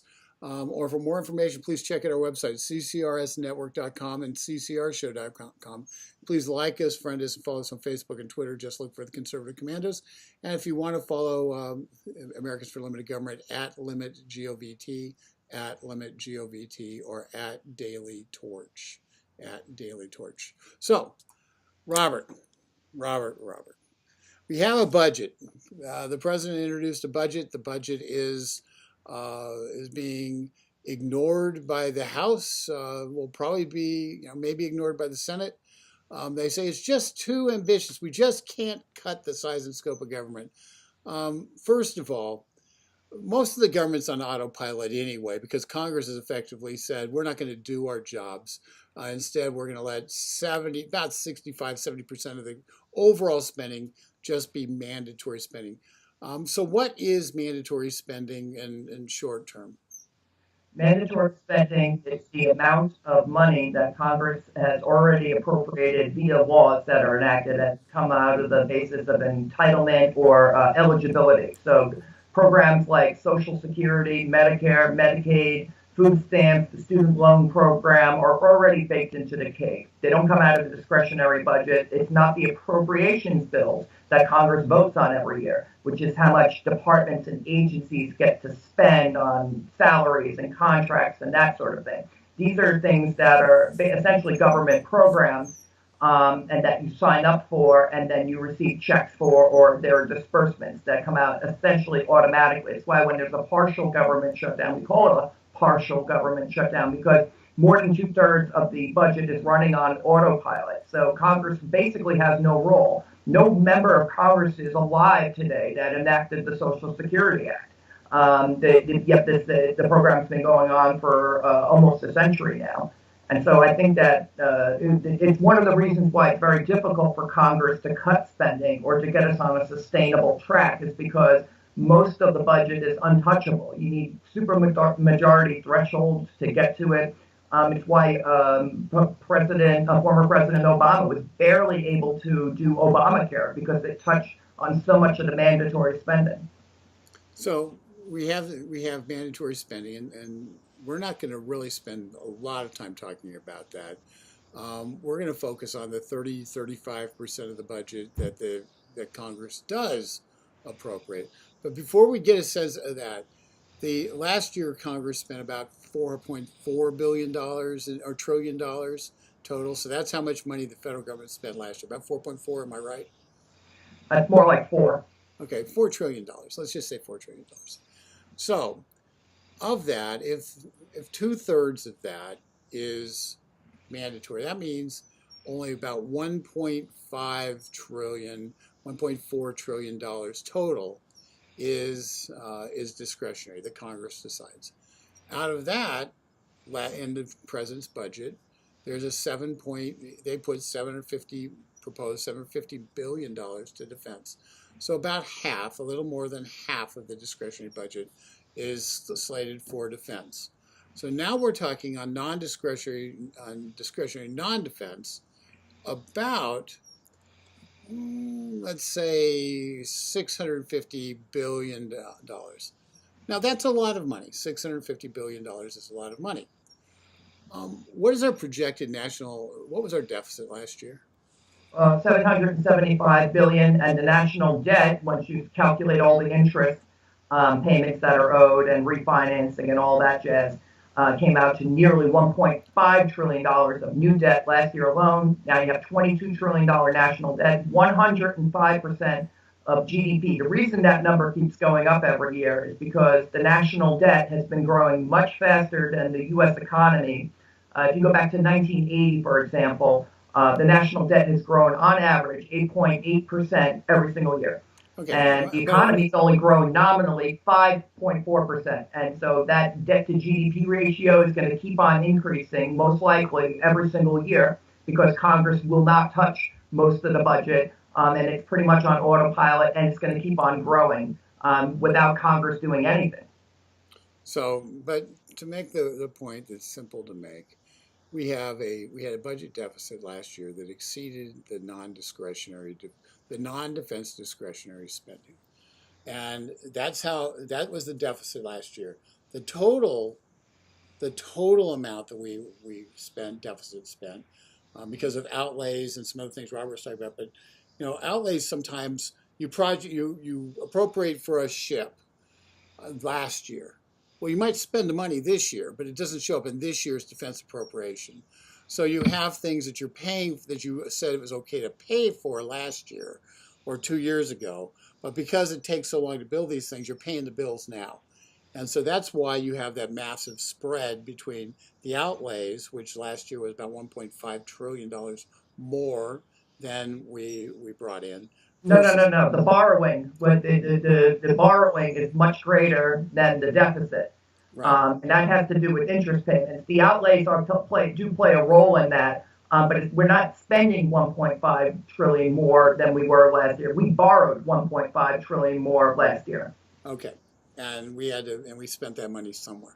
But so we have this challenge. If you eliminated every department in the federal government, zeroed them all out, besides the Defense Department, and that includes Congress, by the way, and it includes the White House. If you eliminated them all, we still run a deficit. Would have run a deficit last year. So that's ultimately that gives you a sense of the scope of the problem and why this is not going to be something that's done easily in terms of trying to bring this government under control. Let's talk a little bit about how we pay for this. And Robert, we've got about 2.5 minutes here, 2 minutes. How we pay for this. How much money did we spend last year on just interest payments of the debt? Gross interest payments was over $500 billion. In 2019, that will be $560. Now, about half of that is actually interest to the Social Security and Medicare trust funds, which the government counts as revenue. And so actually there's gross interest, and then you subtract the amount that goes into the Social Security and Medicare trust funds, and then you come out to about $310 billion of net interest that we paid out last year. That's to debt owned by the public, to financial institutions, to pensions, and the like. That number will jump up to $360 billion this year. So we're going to go up $50 billion a year in interest payments alone. $300 billion is a little less than half of the deficit. So even if you zeroed out interest, said we don't owe any interest anymore, you would still be in a deficit. Yeah, but I want the $350 billion for next year in net interest payments. And quite honestly, I don't think you can write off the Social Security Trust Fund interest and say somehow we don't owe that. So the reality is we're really looking at about $560 in terms of total interest payments next year. Yes, you have to borrow that money in order to pay the interest to the Social Security and Medicare trust funds. Yet one more reason why the amount the debt grows far exceeds the deficit. So what we've got is we have a challenge. We have a debt bomb that's about to explode. We have most of our spending's on mandatory spending, not mandatory because Congress says it's mandatory, not mandatory for any other reason. Congress doesn't look at it every year. It just happens. So, and we have a budget. Donald Trump has produced a budget that in 15 years gets to balance if Congress does it. So what I want to do now is, when we come back, we're up against the break, but when we come back, we want to talk a little bit about that budget and how we get to balance and why that matters. You're listening to Conservative Commandos. I'm Rick Manning. That's Robert Romano, my Vice President of Public Affairs. what are you, political affairs, public affairs? What are you? Vice Public President? policy. Public policy. I knew it was something. And we're coming to you from the Conservative Commander Radio Network, broadcasts all across this great nation, stations, Florida, California, Pennsylvania, Nevada, Colorado, Wisconsin, and Georgia, and carried on all sorts of avenues and over the internet. Don't go away. We will be right back. Take care. Have you been leasing a property for your business or renting storage space? Are you tired of paying rent year after year? Call the experts at General Steel to own a building at up to 30% off now. I'd been renting a building and paying someone else's mortgage, but General Steel showed me how I could own a space tailored to the needs of my business and for less than renting. Call General Steel now at the number on your screen for our current building specials and to price your metal building system today. My building's the dream I've had since finishing my house 14 years ago. I've been using it for a garage, workshop, and storage area for my tools and equipment, and I can't believe how great it turned out. The economy is improving and the price of steel is expected to rise. Stop waiting. It could cost you thousands. Call General Steel now to see how you can own for less than you thought. Stop waiting to start your business or expand your operation. Call General Steel now. Call 877-484-7002. Everybody wants cheap airfare, but where do you find it? You call low-cost airlines. Their prices are direct from the airlines, and they're so low you can't find these fares published anywhere. They specialize in cheap flights, discount hotel rooms, cheap car rental rates, and great package deals anywhere around the world. Wherever you want to go, they can help you get there cheaply and with a best price guarantee. If you want the lowest prices on your airline tickets or other travel services, call now. That's right, call. That's the only way to get these rates. Experts are standing by 24/7 to get you the cheapest airfare and hotel rates available. So don't wait. Call right now for the lowest travel prices anywhere and for great last-minute travel deals too. Call 888-431-0562. That's 888-431-0562. 888-431-0562. 888-431-0562. Friend, do you remember when it felt good to withdraw your cash from the bank to expand a business, go on vacation, or buy a new car? Well, today, withdrawing your own cash has become a very risky business, according to The Secret War, a shocking new research report. I just read it. And folks, I was amazed to learn why banks are now required to spy on us for the government and then report any suspicious or unusual behavior. I suggest you get The Secret War free. Just call the number on the screen, no charge, from the folks at Swiss America. And get this, did you know simply spending cash today may be enough to have you branded as a potential criminal? That's right. The new war on cash is really a war against all freedom-loving Americans. The Secret War is yours free, so call the number on the screen and you can tell them Pat Boone gave you the number. Dish TV is better than cable TV. Here's why.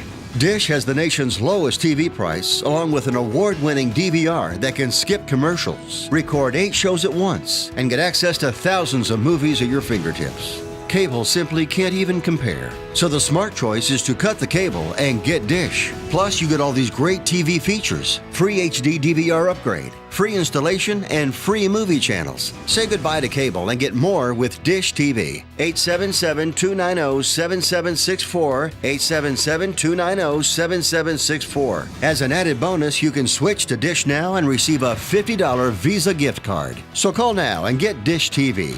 Call 877-290-7764, 877-290-7764. That's 877-290-7764. Limited time offer, 24-month commitment and credit qualification required. Cancellation fee, monthly equipment fees, and other restrictions apply. Promotion can change at any time. My healthcare costs were going to double this year. Doubled. It was down to healthcare or my student loans. I found a better way. It's neighbors helping neighbors. Liberty Health Share. It's freedom from insurance. At Liberty Health Share, we support each other and keep health costs down. We're changing the way you're paying for health care. This is the way it should be. We're all in this together. We're changing the way you pay for health care. The movement to help each other is growing. Liberty Health Share. This is the way it should be. This is how I make a difference. Healthcare costs are skyrocketing. The third-party pay system is the culprit. It's taking money out of our pockets. Liberty Health Share has solved that issue by being self-pay patients sharing our medical bills. Liberty Health Share is a grassroots movement all across America where people are abandoning the insurance model and instead are meeting each other's costs in community with one another. The AM/FM 24/7 Roku channel broadcasts all of our shows on demand. To ensure reliability, we store and stream our content on the same servers as Netflix and Amazon. Our Roku channel is free to use, and anyone owning one of the more than 10 million Roku devices can watch our channel at no cost whatsoever. If you have a television show or are thinking about producing a show, you can be a part of AM/FM 24/7's Roku channel. Watch our great shows on your Roku device. It's free and more reliable than cable TV. Are you stuck with a timeshare? Did you attend the presentation and were seduced and enticed into buying that great vacation and investment? Now you're in the terrible position of trying to figure out a way to get out of that mess. You're not alone. For over 15 years, BuyYourTimeshare.com has been helping people like yourself get out of timeshare ownership. The fact is there is no resale market. Unscrupulous telemarketers call you and say they have buyers waiting, and the next thing that happens is you give them hundreds of dollars for an ad and you'll never hear from them again. Another fact is that an identical timeshare to yours is being offered on eBay for $1 and no one is buying it. If you want out of your timeshare, I urge you to go to buyyourtimeshare.com or call them at 877-94-HELP-ME. That number again is 877-94-HELP-ME. Buyyourtimeshare.com. That's buyyourtimeshare.com. 877-94-HELP-ME. Welcome back to the Conservative Commandos. I'm Rick Manning, joined here with my Vice President for Public Policy at the Americans for Limited Government, Robert Romano, who's really been having a great conversation about the budget, the trouble we're in, fiscal trouble we're in as a nation. And we're going to talk a little bit now about what President Trump is planning on doing about it. But in the meantime, if you want to hear a rebroadcast of today's show or for more information, please check out our websites, CCRSnetwork.com and CCRshow.com. And also like us, friend us, and follow us on Facebook and Twitter. Just look for the Conservative Commandos. So, Robert, and quite honestly, if you want to find out more about the fiscal situation, go to either getliberty.org or dailytorch.org. And you can get all the details in terms of that we're talking about now. We've written a lot of articles on it. We'll continue to do so. So, Robert, just to recap, we're in a heap of trouble. There's the recap. Last year we spent about $1.5 trillion more, added that much money to the national debt. We have a budget that a Congress that seems to have no end of appetite for spending, and if you try to cut anything, it's almost as if you've decided that you're going to try to execute Big Bird in the middle of town hall in front of a bunch of school children. So there's a no desire whatsoever to cut, and yet our situation is that if we don't do that, we're going to face a calamitous destruction of our own economy. Putting in some numbers here for us. What is the current Trump budget? What does it do? And is it the right direction to go or is it the wrong direction to go? It's absolutely the right direction. It's proposing about $270 billion on average a year of spending cuts. That'll total $2.7 trillion of cuts over 10 years. And that helps you get the budget balanced within 15 years. Now, it's not going to, it's not ideal. We'd like to balance the budget much faster than that. But the fact is, Congress has to start somewhere. And President Trump has proposed even more greater spending cuts the past 2 years, and Congress didn't do a thing with them. Just to illustrate the problem, the revenues they're projecting are going to go up by about $80 billion this year. That's good. It means the economy is growing, more people are working, tax rates are lower, and so you're seeing a growing economy, and positive revenues is a good economic indicator. But on the other hand, spending outlays are going to increase by about 250 billion, and as a result, the debt is growing and going to continue growing much faster. You can see another $1 trillion deficit this year, probably another $1.5 trillion of new debt that's going to be added to the national debt. It's a totally unsustainable trajectory. Just to give your listeners and viewers some perspective, if the economy keeps only growing by about 5.5% nominally, like it has since 1980, but the debt continues growing at 8.5% a year, you're going to have a $100 trillion debt by 2037. That's Japan land. That's 193% debt to GDP. It's totally unsustainable. There's no way we'll pay for it. And God forbid interest rates ever do rise, because we're going to have a Greek like kind of a fiscal crisis, except it's going to be the world's largest economy, and so it'll be totally destructive of the U.S. economy and probably the global economy. Yeah, I mean, what we're talking is massive depression causing defaults and the like, and it's something which, you know, nobody should want that to occur. Okay, that's going to have a really bad impact. But you know, one of the challenges always is that you know, every single program always has somebody who wants it. There's always somebody, you know, you have to have everything. And, you know, as you said, it doesn't appear as though we're going to be able to just grow out of this, because the growth levels that we've had since 2005, just the GDP, the non-nominal GDP was, was 2.9% on the annual basis this past year. If you do fourth quarter to fourth quarter, it was 3.1%. You know, bottom line is around 3. That was as big as it's got as the economy's grown, as fast as the economy's grown since 2005. So if we can continue that, and that's what OMB does project, that we will continue that level of growth or higher, and it's hoped that we will. But even if we continue at that level of growth, which would be faster than in 15 years, even if we continue at that level of growth, what do we have, Robert? What is our fiscal nightmare in terms of, you've said 197% or 93% debt to GDP.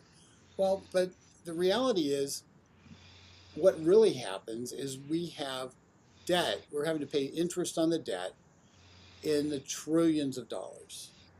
You know, in 5 years, it's projected that the debt, interest payments on the debt, will exceed the entire defense budget. We'll be spending, think about your own credit cards.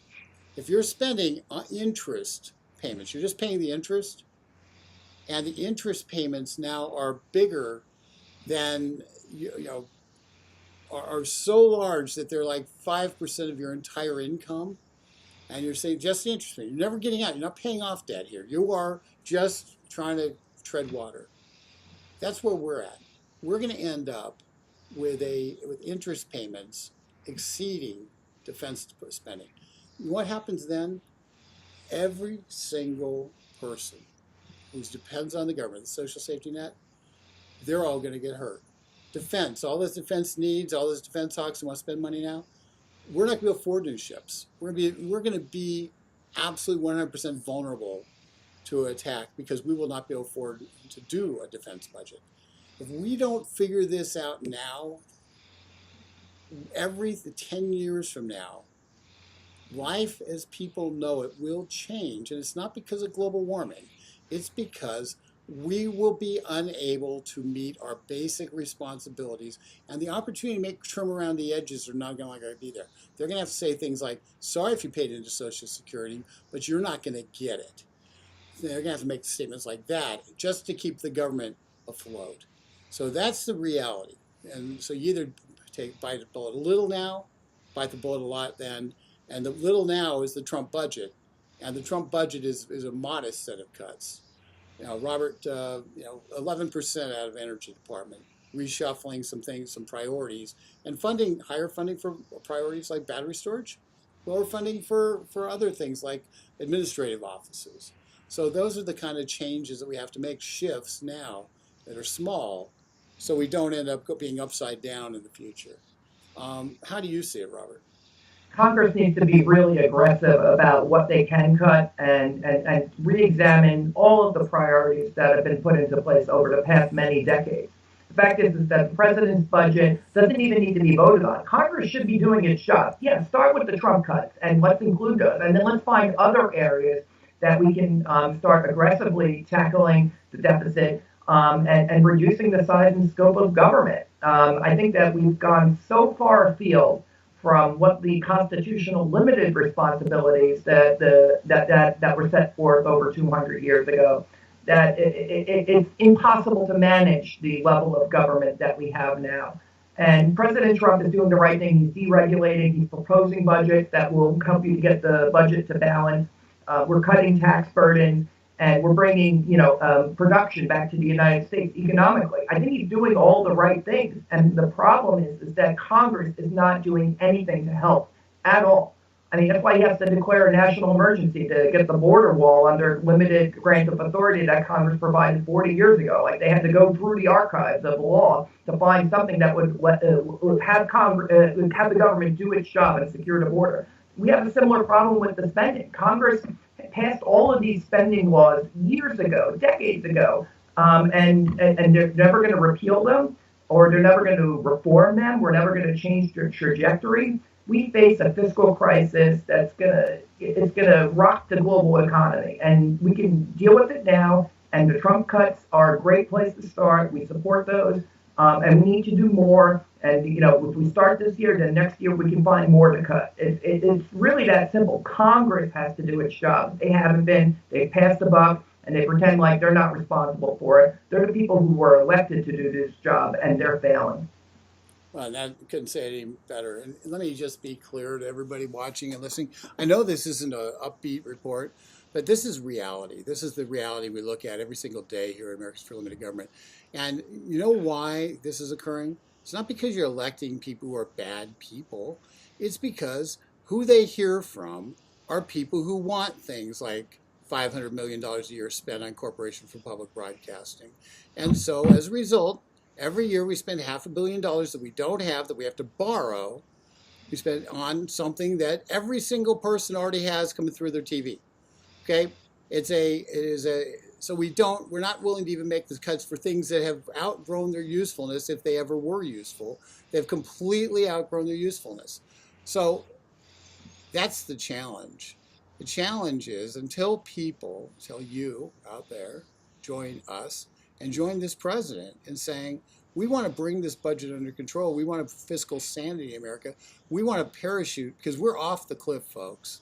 We're not, it's no longer heading towards the cliff. We're off the cliff.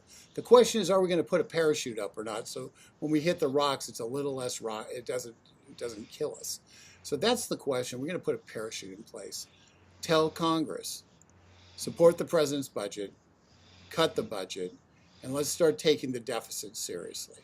If we can just get them to do that, we'll make a giant step forward to fixing this problem. Because the more we wait, the worse it's going to be and the harder it's going to be. So, and Robert, I hate to end on that note, but the time is, clock is a cruel taskmaster. Folks, Rick Manning, Conservative Commandos, counting on you to let Congress know that it's time to get serious about the budget. And for this week, we're out. Read getliberty.org to find out more. Thank you, and we'll see you next week.